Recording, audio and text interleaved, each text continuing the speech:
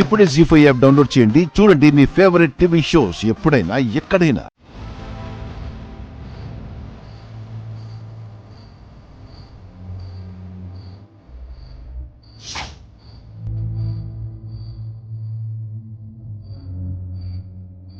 కాళ్ళు పని చేయకపోయినా నీ నోరు బాగా పనిచేస్తుంది అఖిల్.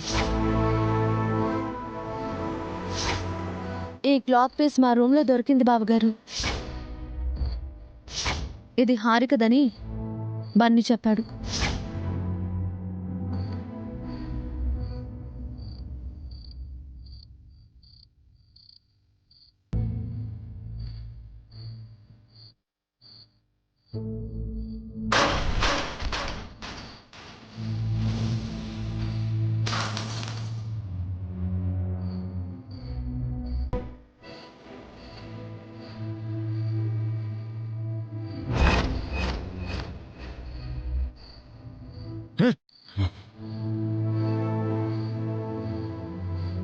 ఏయ్ అఖిల్,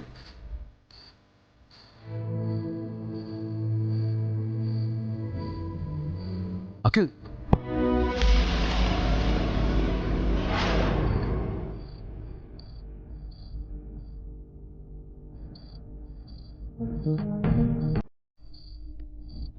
ఏమైంది అఖిల్? ఎందుకు వాటిని పగలగొట్టావు? హారిక చెంపలు పగలగొట్టలేక ఆ కోపాన్ని వీటి మీద చూపించాను. ఇంకా ఆ విషయం గురించి ఆలోచిస్తున్నావా అఖిల్? మర్చిపోవచ్చు కదా. ఎలా మర్చిపోతాను వదినా? ఎవరి కోసం అది నన్ను చీట్ చేసింది. మనకి టెండర్ రాకుండా చేయాలనుకుంది.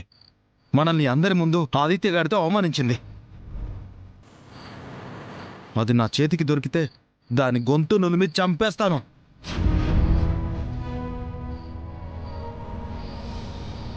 హారిక అనుకున్నది జరగలేదు కదా అఖిల్.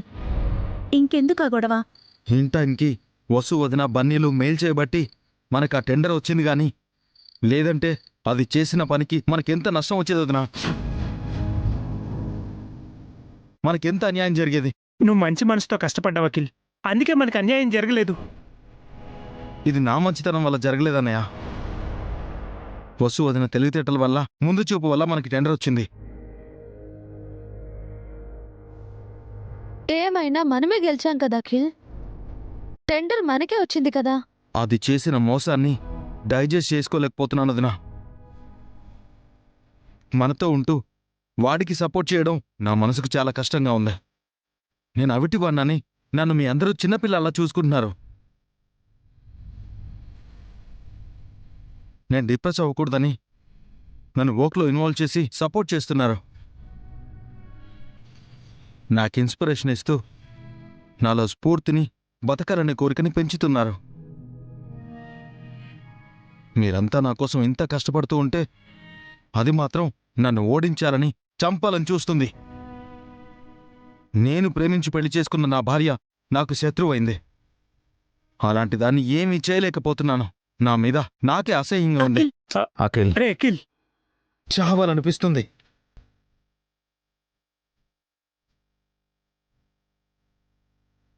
అఖిల్,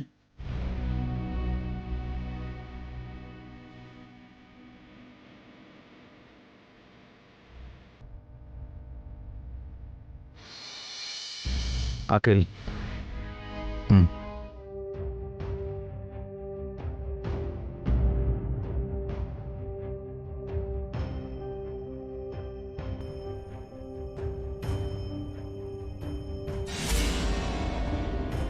చిన్నప్పుడు నాన్న మనకు కథ చెప్పేవారు, గుర్తుందా? ప్రతిరోజు ఉదయం సూర్యుడు తన రథం ఎక్కి బయలుదేరి సాయంత్రానికి పశ్చిమానికి చేరుకునేవాడంట.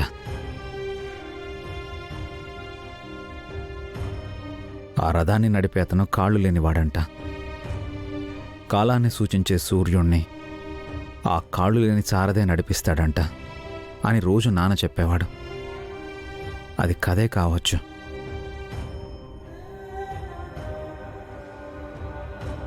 కానీ కాళ్ళు లేనివాడు కాలాన్ని నడిపించడం ఎంత బాగుంది. నాన్న చెప్పిన కథలో సారథికి ఎప్పటికీ కాళ్ళు రావు, కానీ నీకెప్పటికైనా వస్తాయి. వీల్చైర్లో ఉండే విన్నర్ అయ్యావు. ముందు ముందు ఇంకెన్నో విజయాలు సాధించగలవు. నువ్వు ఆలోచించాల్సింది నిన్ను పైకి లేపే ఆ విజయాల గురించి, నిన్ను డిప్రెస్ చేసే వాటి గురించి కాదు. తను చేసిన మోసం నేను తట్టుకోలేకపోతున్నానన్నయ్య. తట్టుకోవాలి అఖిల్. దేన్నైనా తట్టుకుని నిలబడే శక్తి దేవుడు నీకిచ్చాడు.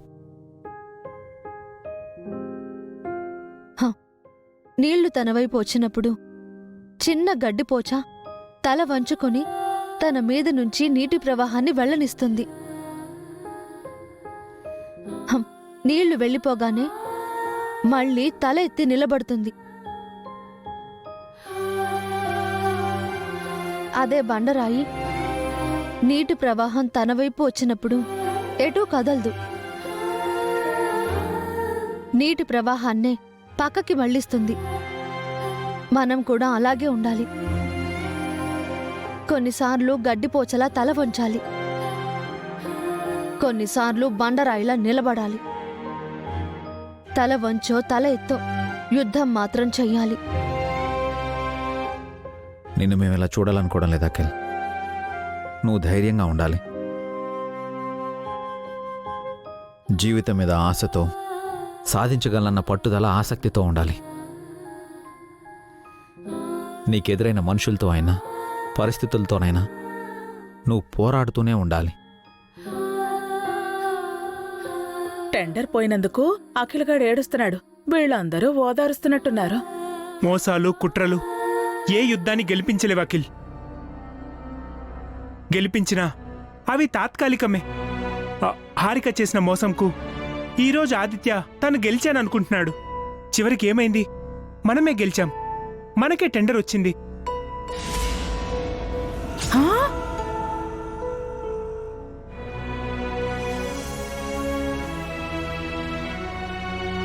ఏంటి, టెండర్ వేళకొచ్చిందా? కోట్ కొట్టేసినా ఎలా వచ్చింది? హారిక గురించి అతిగా ఆలోచించకు అఖిల్. తన సంగతి మేం చూసుకుంటాం. నాకు తను వద్దు వదినా, విడాకులే కావాలి.